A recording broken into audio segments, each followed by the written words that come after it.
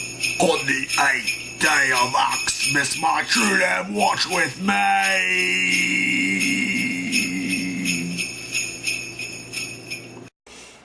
Hey, and welcome to another 12 days of Axemas. This time we are finishing off our Silent Night, Deadly Night adventure. Yay! With number 5, Silent Night, Deadly Night, Part 5, The Toy Maker. Another movie which essentially had nothing to do with the first three. Oh wait. Oh yeah, all three. I still count the first two as more, but alright. Yes, first three. Though, oddly enough, it does have a few things that go with the fourth film. Yeah, they like to reuse people. Yes, so the main character from the fourth film, actor and named character, return. With the same name. Same name, same actor, playing the same part. Yep. Even references in one line the fact that something weird happened to her. Mm-hmm. But that's about it. And then we also get Clint Howard. Remember what I said last time? That he plays Ricky? He plays him again. Mm-hmm. I'm not sure it's the same character. Because it seems a little weird for him to go from what he was doing in number 4 to what he's doing in number 5. They just like the name. Yes. And while number 4 is directed by Brian Usna, he does not direct this film. But he did write it. He did produce it. And quite a few of his family members are involved, whether they're acting parts and stuff like that. I think one might be his wife, maybe his kids. I don't know. But yeah, if you look through the credits when they're scrolling, there's a lot of Usnas that show up for different things. So, yeah. Clearly, handing the family some work. They must love him a lot. Yeah. To do that. Yeah. So, this film, it's hard to really say what it's about without giving away too much. But like the title says, it's the Toy Maker. Mm-hmm. And so obviously it involves toys.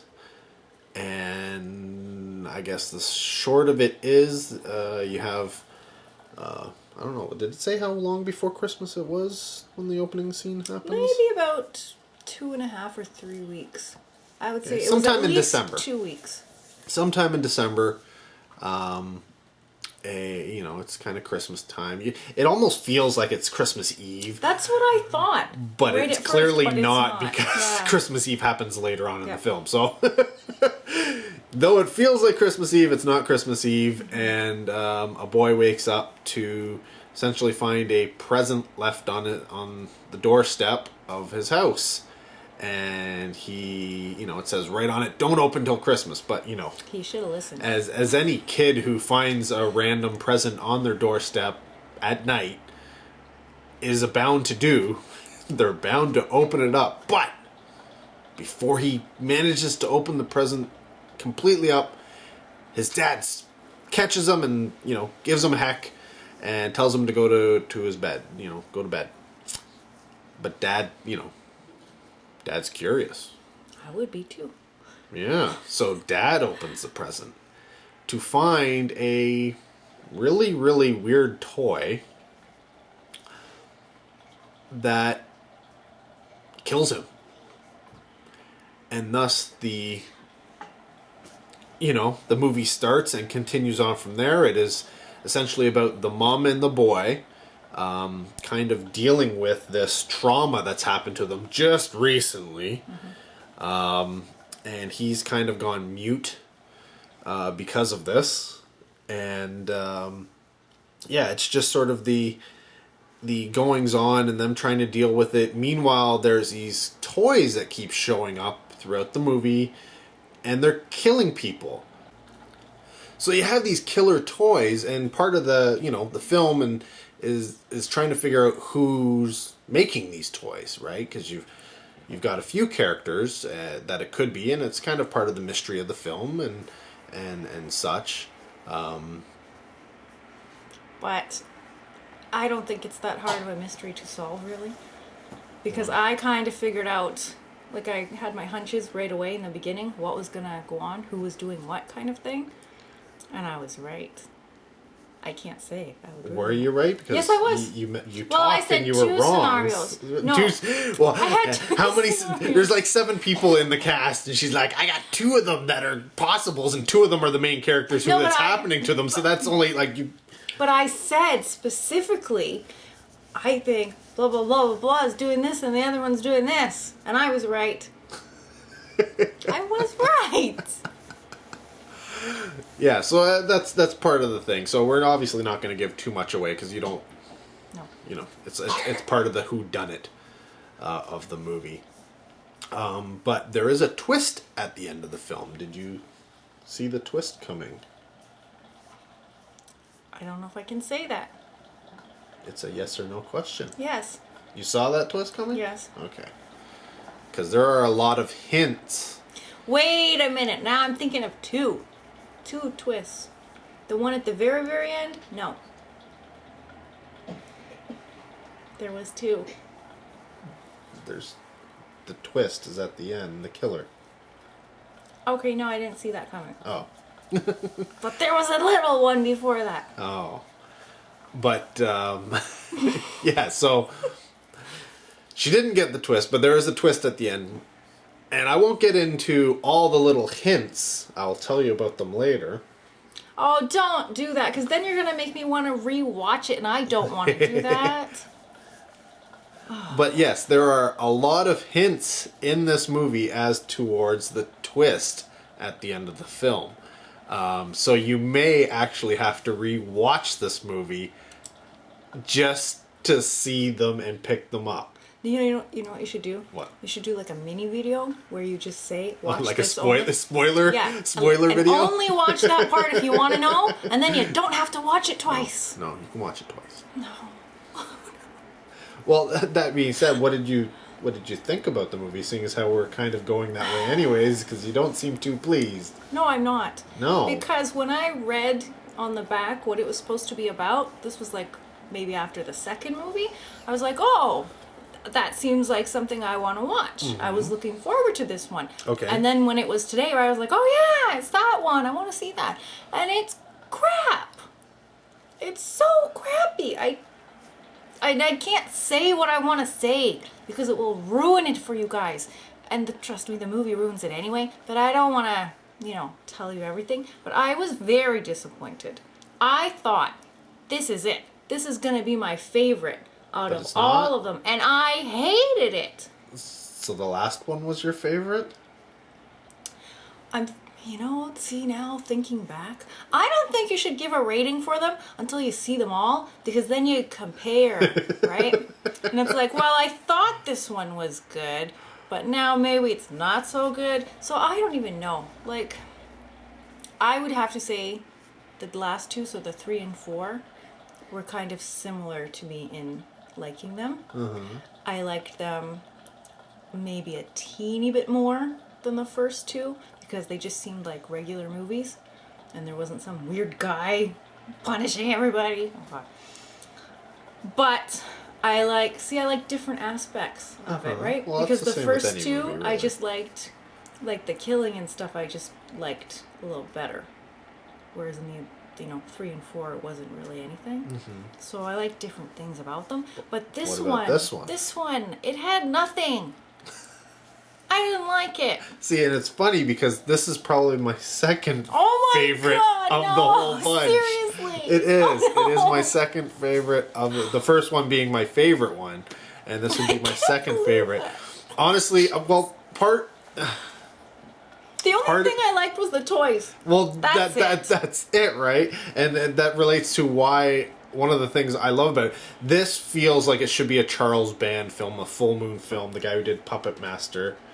Who did that, and the little boy goes on to be in was it Demonic Toys? Yeah, well, that makes sense. So he actually ends up in a Charles Band Full Moon film involving toys.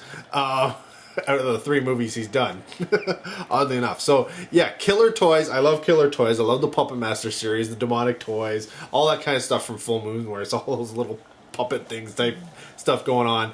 This one, oddly enough, the killer toys weren't puppets. Like if Charles Band had done it, they would have been puppets, right? They totally would have been puppets. No, this one used real toys for a lot of them, and then just sort of modified things here and there, and then shot, put the camera sort of off to where the actual toy is, and then used portions of like the toy that were fake, made after the fact, to trying to represent it doing whatever action it is. So it's like, say you have a rubber snake. Here's the rubber snake. You see the full snake in the shot, but then you sort of pull away, and you have a little snake on a stick or something, so you can do the head and be like, "Arr," and then you can uncoil the real snake that you had before, and then after that, you do shots of it and pull it so it looks like it's moving and stuff like that, those type of things, instead of Charles Band, who would have had a full on puppet type thing with a hand and done like, I don't know, perspective shots. So you could have done it. The robot is just a robot type thing, and it does its regular actions. It would walk and then put its lasers up and go pew pew pew pew pew. But shot reverse shot. Here's the robot, pew pew pew pew. Shoot, turn the camera around to whoever he's shooting at, and it's actually bullet holes going in the wall. That kind of stuff is what's happening in this, right? So yeah, I don't know. I just kind of liked it. That's the thing. Well, the whole reason I was excited about this was because of the killer toys, and I thought that's going to be really good. And I just found they could have been really, better. Yeah. They could have been better. See, my problem was, for a good portion of it, the toys themselves didn't actually kill the person. The first one is great. Like, it's a great shot, and the way it's done is fantastic, but the toy didn't actually kill the guy. Yeah. It tried. It tried. The second one, I guess you could say that guy was killed by the toy. I can't even remember what the second That was one the like a bug. Oh, yeah, Right. yeah. Yep. And the third one, he wasn't even killed. No. And even if that was, even that was just a matter of circumstance and time and the way things worked out. In all reality, like if what happened in the film didn't come together, the kid just would have been tuckered out eventually. Mm-hmm. Yep. So again, toy didn't manage to do what it was supposed to do, really. If they're supposed to kill, which is what you get the impression, these are supposed to be given to kill somebody, they aren't doing a very good job. And so that's my one big fail. And I think that's your big fail on that. The toy, the killing, and the way they're doing it wasn't that good. And I will agree. I was hoping for more. Yes. But I don't know. That was silly of me to hope for more out of this series. What's wrong with me? I wasn't thinking.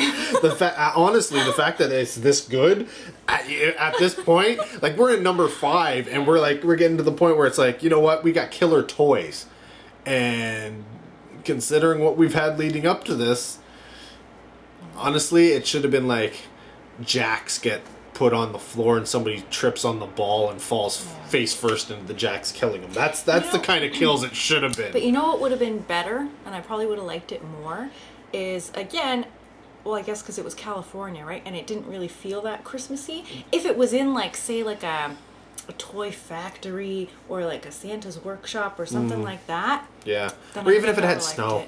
Yeah. That's one of the problems with these things. Though, unlike the last film, this is Christmas. Mm-hmm. This is very much Christmas. There are decorations on the outside of the houses. The inside's got, the Christmas tree and the presents and such. So it's very much, and everybody says, Christmas. He goes to see a Santa in the mall. It's very much Christmas in this one, unlike the last film, which not so much Christmas. At least this.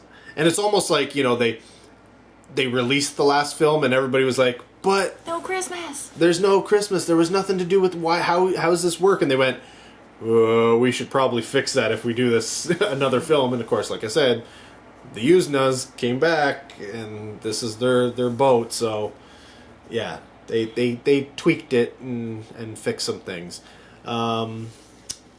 One of the interesting things is the cast here. Outside of the two that we mentioned, there is the guy who owns a toy shop, played by Mickey Rooney. Like, of all people, and you even said, that looks like Mickey Rooney. No, I think I said, why does that look like Mickey Rooney? Yeah. And I was like, it is Mickey Rooney. Because I never expected him to be in something like this, right? That's why I was like, which is funny, and I don't know why we wouldn't expect him to be in something like that. Like, was it because it was a horror movie, or just because you thought it was like low budget? Yeah, I just thought it was beneath him. Like he's been in too many good things. Well, to be, then clearly you I don't know. As I showed you, I know. You must have put Mickey Rooney on a pedestal way up here, because honestly, Mickey Rooney's claim to fame is Movie of the Week. That's why we know him. Movie of the Week is something that really, I mean, the new generations they're not going to get. But it was a thing because we had movies on Sundays, essentially.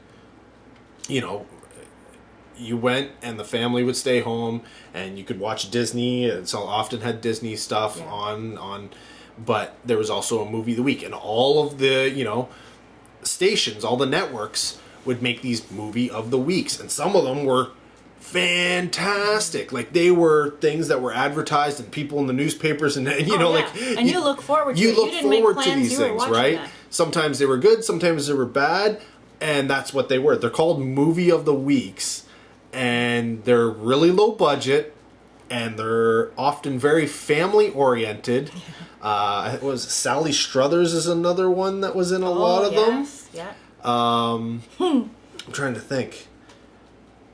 Anyways, there's tons of actors who people, when you mention them, they're like, "Oh wow, they're really good."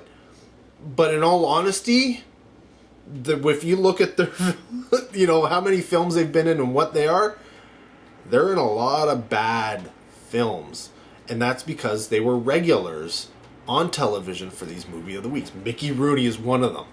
Mickey Rooney, honestly, guys, has over 300 film credits to him. Now, a lot of them are going to be television roles, small roles, like one-offs and stuff, because he's a face, and you know, the people. He was a working actor. He was always working. And I think he was very likable. Like, people liked him, right? And I don't know if he was likable as a person, but no, his character. But him as a character and as an actor and the characters he played was people liked him, and it's one of those things. And it's funny. He's in a ton of Christmas movies, a ton of them. Yeah, and that I didn't realize. So you almost wonder if they approached Mickey Rooney with this one. Yeah. He went, "We're making a Christmas movie," and he was like, "I'll be there." Yeah, or they just said, you know, you could be a toy maker, you know, and he's like, "Oh, that's perfect." Yeah, the toy maker in our Christmas movie, right? And that's how he got signed on to it. Who knows? That makes sense though, because I could see him as like a lovable, you know, like. Yeah, and then they sort of showed it to him, and they're like, "Oh wait, I'm kind of a drunk. Ooh, this could be in it. I could actually put something into this role other than, hey, look at me. I'm the happy-go-lucky Mickey Rooney. Do, do, do, do, do. I can actually act in this film." So who knows? Who knows how they got him in there, but I wouldn't be surprised if that is. But yeah, Mickey Rooney, of all people, is in this movie. And it's just so, like you said, out of nowhere, it's like, and here it is. And caught you by surprise, that's for sure. Outside of that, I don't think there's really anybody in this film. Like I said, the main boy, 3 movies total to his credit. Yep. The mom, Nobody really did anything. She didn't go anywhere. A lot of crappy, low budget films like this. But yeah, it's Mickey Rooney. He is the star of this movie. He really is. But yeah, so that being said, What would you rate this one? Oh, Lord. Well, see, and then now you were talking about it and making me feel bad that I said it was so bad. But I still thought it was bad. And my initial watching it... You can not enjoy a movie, it's fine. Yeah, but this seems like a pattern. Right? And everybody's going to be like, she likes nothing! Which is not true. No. I like things. She likes things. I don't know why she didn't, But watching it in my head, I was thinking, what am I going to give this? And I'm like, 1.5. And I'm like, 2. I think I'm staying at 2. 2? Yep. Wow. And I'm not far off. I'm probably about a 2.5. Oh, and you loved it. I really like it because I like the idea of the killer toys. I think the story That's itself the idea I like too. is pretty well told, but because like I said, the toys they didn't live up to expectations. That's my problem. And so I'm knocking it down because I would say this is probably in terms of low budget films like this and in terms of the Silent Night Deadly Night franchise, it's probably about a 3, but I'm taking it a notch down due to disappointment. So. See, I don't feel so bad then. You're only half above me. I'm a good critic, see? Yeah, there you go.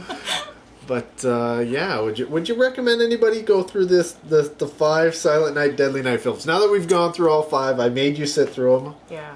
Would you say? Well, I mean, you're not gonna. I mean, you lose a little bit of your life. I think what ideally I think you should do is, like, on a Sunday or something, watch it, right? Take a little break, watch the next one, and just get it over with. Don't drag it out, because then you'll be like, do I really want to watch the next one? Probably not. But give it a try, because you may like it, right? Who knows? It's not a thing. I'm glad that I watched it, because now I know not to watch it again. Yeah, here she is. Recommend you watch them at least once, where she's like, oh my god, why did I do that? I can say this now, because I'm happy they're over. But you may enjoy it, right? Like, well, true. It's true. You're not going to really lose anything by watching it. So. No, and that's the thing. I think everybody should see the first film. Yes. Because of all the, historical significance and what it is. And it's a Killer Santa. Come on. Yeah. It's a Killer Santa. You got to watch that. And because there are 4 more, you almost feel obligated. I do know people who don't get this obligation, but me as a completist, if I know there are sequels, I want to watch those sequels. So if I watch the first one, because an obligation, you got to watch the first one, then I find out there's a 2 and a 3 and a 4 and a 5. If I can get my hands on them, I definitely want to see them. So, yeah. Yeah, and the only thing that I wish they had done throughout is had more consistency, right, relating back to the first. Then I think I would have liked the whole thing together much better, right? Yeah. Whereas, you have the disconnection and that second one just replaying, right? That really, but you should suffer too. No, I'm just kidding. Yeah. No, it is one of those things where literally the first one got such recognition and such, cult status if you will, that every subsequent film was kind of cashing in on it. Right? It's one of those things where it's like, how can we make a little bit of money? Even like with remakes, right? Silent Night technically had a remake recent. Why? Are we going to have to watch that next? No, we're not going to watch that this year. This year? Oh no. Yeah. So that's Silent Night. If you're looking, if you want to catch all the Silent Nights, there is a DVD of Silent Night parts 1 and 2, and 3, 4, and 5 are available on this one. This is from, I think, Lionsgate. It may be it probably is out of print. It's many years old now, but I think you can still track it down. Probably $30 for it. 3 movies. They're not great, but $10 a pop. It's worth it. They're all on separate discs, so at least you have that going for you. So, Yeah, so that's Silent Night, Deadly Night. We still have more 12 Days of Axemas to come. And I have no idea what we're watching. She doesn't know what we're watching. Oh, no, you do. I do? I do? We're going to try yeah. and go to the theater for one. Yeah. So, if that gives anything away, you may see it, you may not. But the other ones? The other ones, no idea. Help me. Until next time, take care. Have a good one.